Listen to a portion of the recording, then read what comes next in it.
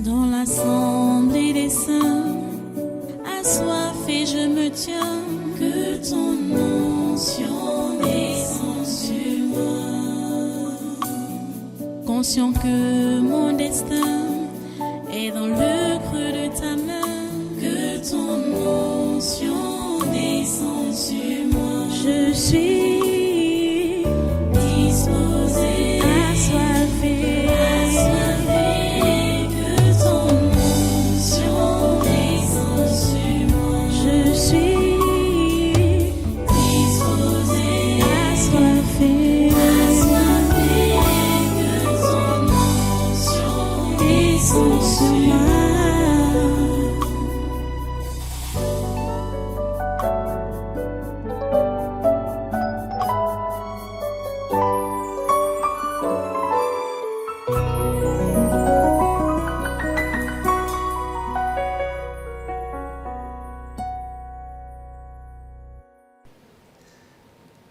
Alléluia. Donc voilà, vous restez donc debout, vous prenez votre Bible. Allons dans Genèse au chapitre 25. Genèse chapitre 25.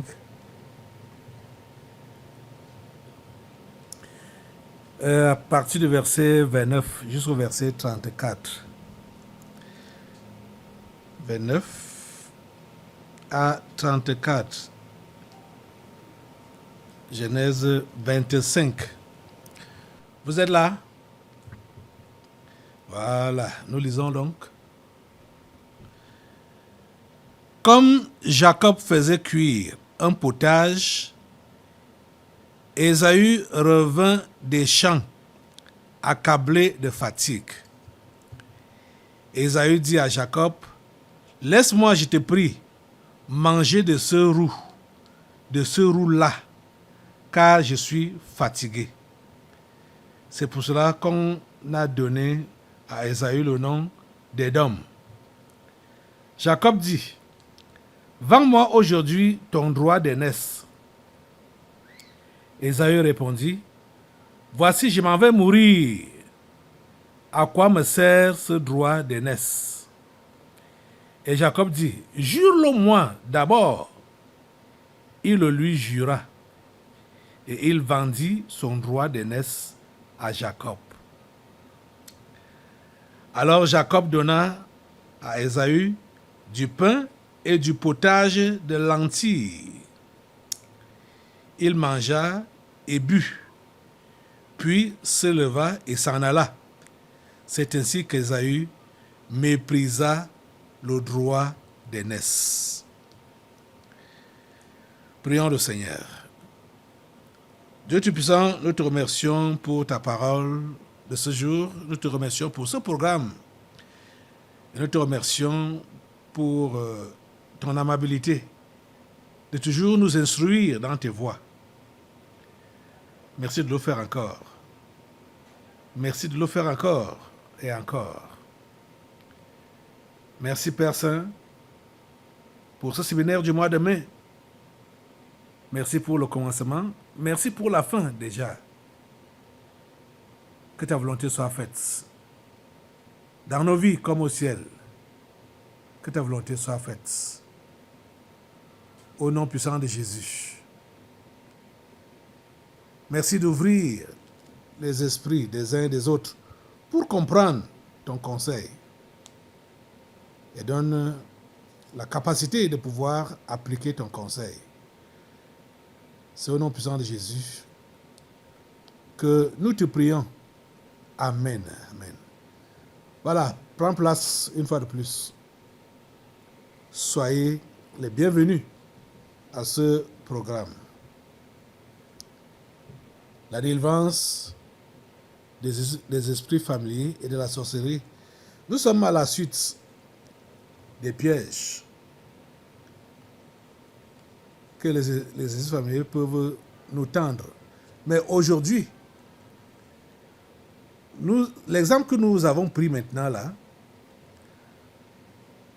nous fait comprendre déjà, je vous donne déjà même le résumé avant les détails, la leçon fondamentale. L'exemple qu'on a pris, pour commencer maintenant là, on va voir que ce n'est pas en tout cas, ce n'est pas les exercices familiers qui sont à l'origine du piège dans lequel Ésaü est tombé. Mais, et que ça peut également être le cas pour plusieurs, que les exercices familiers ne sont pas à l'origine des pièges, mais utilisent les pièges que nous leur offrons. Vous comprenez ça? Ils peuvent parfois utiliser les pièges que nous leur offrons. On leur donne les pièges et c'est ça qu'ils vont utiliser pour nous attraper avec ce que nous avons fabriqué nous-mêmes. Vous comprenez ça? Ça, c'est le cas donc de Ésaü, qui était le grand frère de Jacob. En ce temps-ci, cette histoire était sérieuse. La reconnaissance du droit d'aînesse, c'était sérieux. Hein? C'est-à-dire, ce n'est pas ce qui se passe aujourd'hui. Que vous allez voir des enfants qui tiennent tête aux grands-pères, à leurs aînés, à leurs supérieurs, sans respect. Ça ne se passait pas comme ça à l'époque-ci. Et même la Bible n'a jamais demandé que les moins âgés puissent être impolis vis-à-vis des âgés. La Bible n'a jamais demandé ça. La Bible dit clairement que tu dois te lever devant les cheveux blancs. Comme pour dire quoi? Il faut respecter les aînés. Il faut respecter les grands frères, les grandes sœurs, les papas, les mamans. Mais comme les anges déchus ont déjà tellement envahi le monde, l'impolitesse est partout. L'impolitesse est partout. Regardez donc ce que Ésaü avait comme mentalité. Parce que ici, ce que nous allons, là où nous voulons nous concentrer d'abord aujourd'hui, c'est que c'est Ésaü lui-même qui a ouvert la porte dans sa propre vie. Parce qu'il a négligé ce qui était en règle, ce qui était normal à l'époque. Il a bafoué ça. Il a profané ça. Vous comprenez? Il n'a pas pris ça au sérieux. Le droit d'aînesse, il n'a pas pris ça au sérieux. Il a carrément négligé ça. Carrément. La Bible l'appelle un profane. Il était un profane. Profane pour les choses de la vie courante. Pour les choses de la vie en société. Il était un profane. Quelqu'un qui ne connaissait rien. Ni sur la famille, ni sur la société. Il ne connaissait rien. Et voilà, sa naïveté, sa négligence l'a trahi. Juste à ce, et comme déjà, Jacob lui parle d'un deal, d'une vente. Et Ésaü a négligé ça. Lui voyait histoire des paroles, échange de paroles avec son petit frère. Et puis lui voulait manger les haricots que son frère avait préparés. Les haricots verts. C'est ça que son frère avait préparé.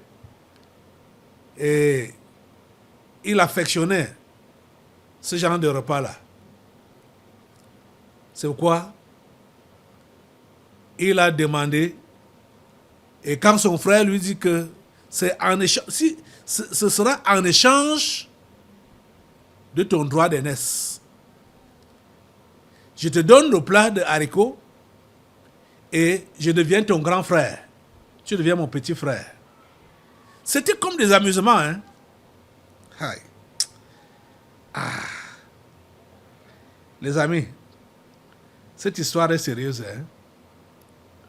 Cette histoire est sérieuse. Je sais que plusieurs parmi vous là, vous êtes profanes, comme Ésaü. S'il vous plaît, demandez la sagesse de Dieu. Demandez la sagesse de Dieu. Jacques nous dit que celui qui n'a pas de sagesse, il faut qu'il demande. Dieu va lui donner. Ceux qui sont comme Ésaü, profanes, ces gens-là sont à la merci des esprits familiers. C'est-à-dire, ils négligent tout. Ils négligent tout. Ils ne prennent rien au sérieux. Non. Vous êtes la victime. Vous serez la victime des esprits familiers. Ce ne sont pas eux qui vont utiliser ces pièges. C'est vous qui leur donnez ça. Et ils vous attrapent avec ça. Il y a par exemple cette histoire qu'on appelle, que les esprits méchants ou les esprits mauvais ont appelé la gentière du village. C'est une histoire bizarre. En fait, quand on analyse la gentillesse du village au fond, on comprend que c'est le moi.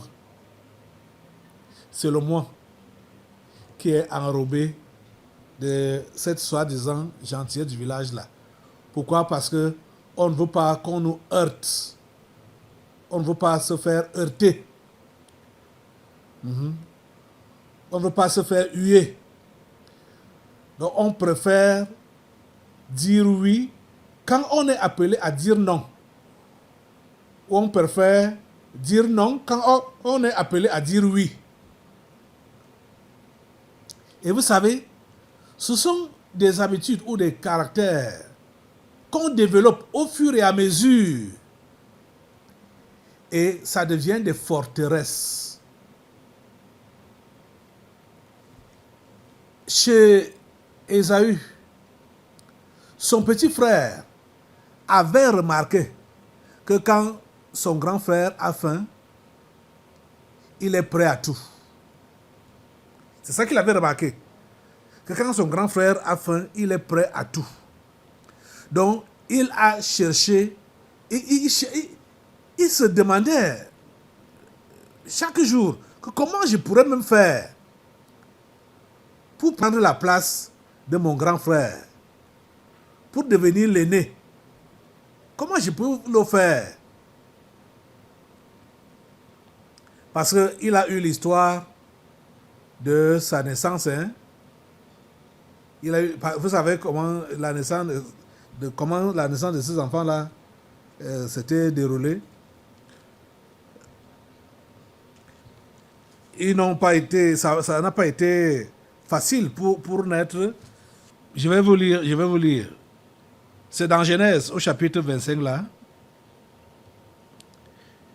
Genèse chapitre 25. Donc on va un peu devant, du moins derrière. Puisqu'on est on a commencé au verset 29. Ok. Verset 21. Isaac implora l'Éternel pour sa femme, car elle était stérile. Et l'Éternel l'exauça. Rebecca, sa femme, devint enceinte. Les enfants se heurtaient dans son sein, et elle dit, s'il en est ainsi, pourquoi suis-je enceinte? Elle alla consulter l'Éternel. Et l'Éternel lui dit, 2 nations sont dans ton ventre, et 2 peuples se sépareront au sortir de tes entrailles. Un de ces peuples sera plus fort que l'autre, et le plus grand sera assujetti au plus petit. Les jours, bon, vous comprenez déjà là, je vous disais que l'histoire de leur naissance, ils étaient au courant de l'histoire de leur naissance. Jacob était au courant de l'histoire de sa naissance. Verset 24, les jours où elle devait accoucher s'accomplirent, et voici, il y avait 2 jumeaux dans son ventre. Le premier sortit entièrement roux comme un manteau de poil, et on lui donna le nom d'Ésaü. Ensuite sortit son frère, dont la main, écoutez, ensuite sortit son frère, dont la main tenait le talon d'Ésaü, et on lui donna le nom de Jacob. Isaac était âgé de 60 ans lorsqu'ils naquirent. Vous comprenez ça? Jacob était au courant de l'histoire de leur conception, l'histoire de leur naissance. Il était pleinement au courant. Il a été un homme tranquille. Jacob, je parle de Jacob, hein, il a été un homme tranquille. Il restait sous les tentes. C'est son frère qui était bouillant. Et lui, il était toujours au champ, en train de pourchasser les gibiers. Et voilà donc le petit frère Jacob avait remarqué et a étudié les habitudes de son grand frère. Il savait que quand son grand frère rentre des champs et qu'il a faim, il est prêt à tout. Il ne se contrôle plus. Et vous savez qu'il y a des gens qui sont comme ça. Et le plus souvent, le genre de personnes-là, c'est depuis leur enfance. Hein. Ces enfants que vous allez voir, hein, ça dit, en train de scruter la nourriture que les gens mangent, soit les parents ou même des étrangers, il est là en train de regarder. Si tu ne lui donnes pas, il ne quitte pas. J'ai appris l'histoire d'un enfant de cette qualité qui était là en train, son père est rentré du travail, on lui a servi, la maman a servi, il mangeait, ça devait être la viande. Il s'est mis à manger. Quand il est arrivé au dernier morceau, l'enfant était là à côté, en train de regarder. Quand son père est arrivé au dernier morceau, qu'il a jeté sa brousse, l'enfant a éclaté de pleurs. Oh papa, tu as tout mangé, vrai. L'enfant s'est mis à pleurer. Il y a des enfants comme ça, gourmands jusqu'à. Donc on les connaît souvent depuis leur petite enfance. Ils sont accrochés aux lèvres de la personne qui mange. Gourmands jusqu'à. Tu leur donnes même, ils jettent dans la bouche. Parce que quand tu vas donner, tu ne vas pas donner un gros morceau. Tu donnes un petit morceau. Ils prennent, jettent dans la bouche, ils continuent à te regarder. Donc, Ésaü était le style là. Donc, ils ont grandi comme ça ensemble dans cette maison. Donc, Jacob a eu le temps d'étudier son frère. Et il a compris qu'il a un faible avec le manger. Ésaü avait un faible avec le manger. Il avait un faible avec la nourriture. Cher ami, je vais t'interpeller aujourd'hui. Quel est ton faible? Est-ce que tu as identifié ton faible? C'est ça qui fait ton piège. Et c'est ça que les esprits familiers vont utiliser. C'est toi qui leur donnes ça. Ton faible. Jacob a identifié le faible de son grand frère Ésaü. Et c'est ça qu'il a utilisé. il savait que quand son grand frère rentre des champs, disons même, quand son frère rentre des champs, parce que jusque-là, il ne le considérait même pas comme un grand frère, hein, parce que il savait, sa mère était sa complice, hein, Jacob et sa mère étaient liés comme ça. Donc, cette prophétie du verset 23, Jacob ruminait ça à chaque instant. Parce que sa mère lui a dit ça. Que voici quand vous étiez en train de bagarrer dans mon ventre, j'ai prié Dieu. Et voici ce que Dieu m'a dit. Dieu m'a dit, 2 nations sont dans ton ventre. Et 2 peuples se sépareront au sortir de tes entrailles. Un de ces peuples sera plus fort que l'autre. Et le plus grand sera assujetti au plus petit. Vous comprenez? Jacob ruminait, chantait cette prophétie-là tout le temps. Oh mon Dieu, tout le temps. Jacob chantait cette prophétie. Et il attendait un jour où il devait avoir l'occasion de pouvoir donc commencer à poser des jalons pour l'aboutissement de cette prophétie. Or, en ce temps-là, c'est le grand frère qui avait tous les privilèges. C'est le grand frère qui avait toutes les bénédictions. C'est le grand frère, en fait, qui remplaçait le père et qui était le successeur direct du père, le grand frère. Donc, c'est lui qui pouvait donc donner ce qu'il trouvait bon à ses petits. Donc, et Jacob ne savait donc pas comment faire pour devenir grand frère. Et quand il a donc étudié le faible d'Ésaü, le jour J est arrivé. Ce jour J-là, c'est ça qu'on a lu là. Ésaü est donc rentré du champ accablé et affamé, fatigué. Vous voyez ça? Il a eu, verset 23, comme Jacob faisait cuire un potage, Ésaü revint des champs accablé de fatigue. Et Ésaü dit à Jacob, laisse-moi, je te prie, manger de ce roux-là, car je suis fatigué. Il a tout détaillé. Il ne savait pas qui se vendait.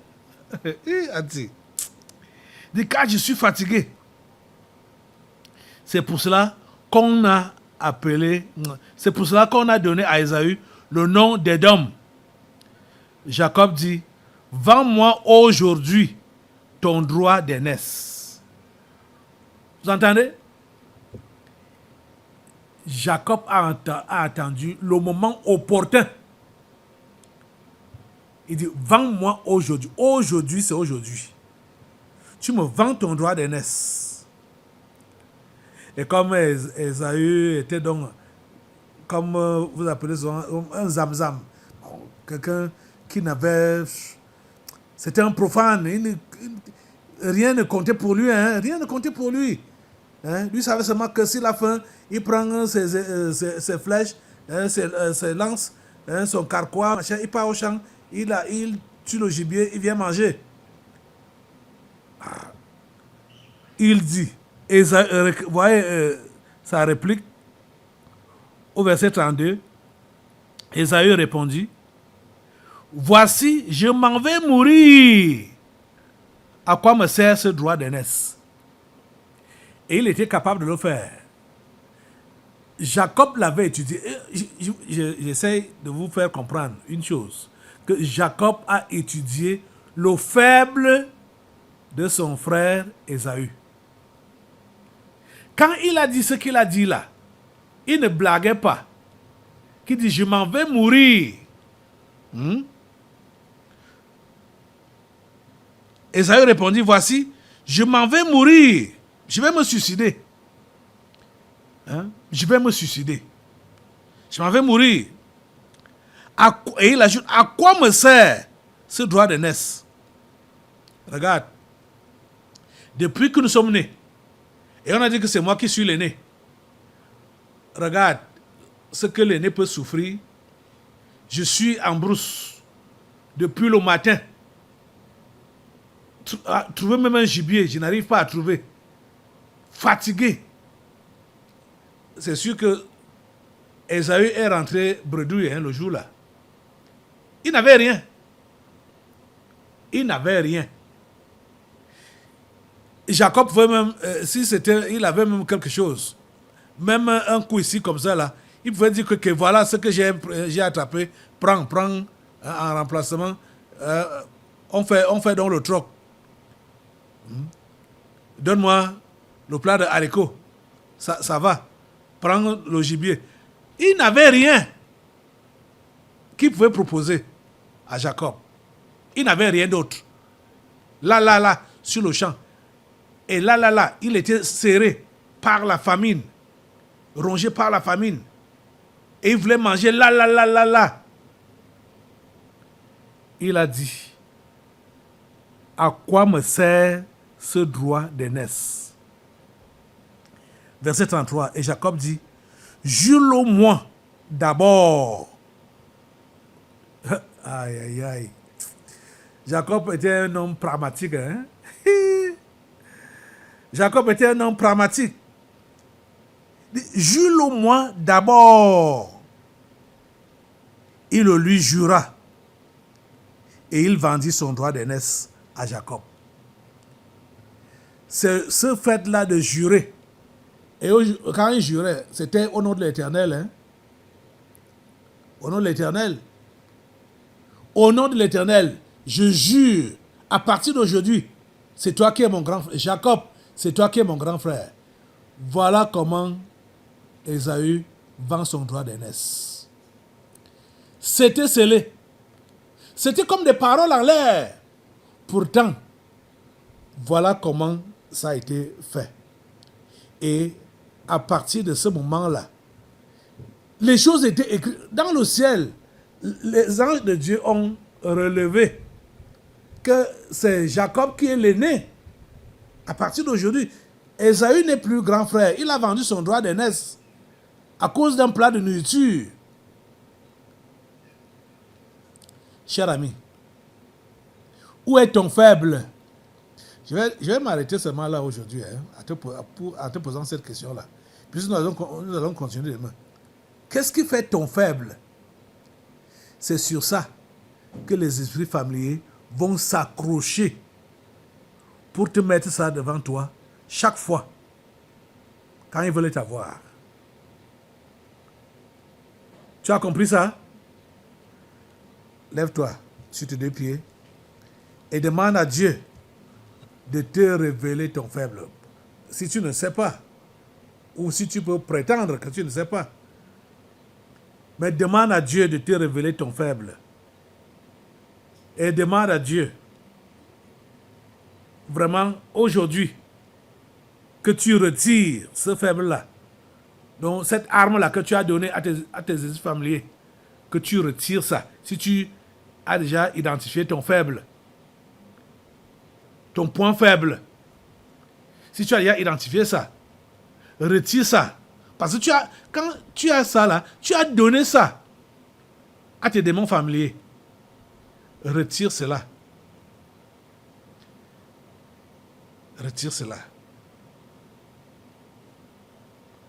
Retire cela. Merci Seigneur,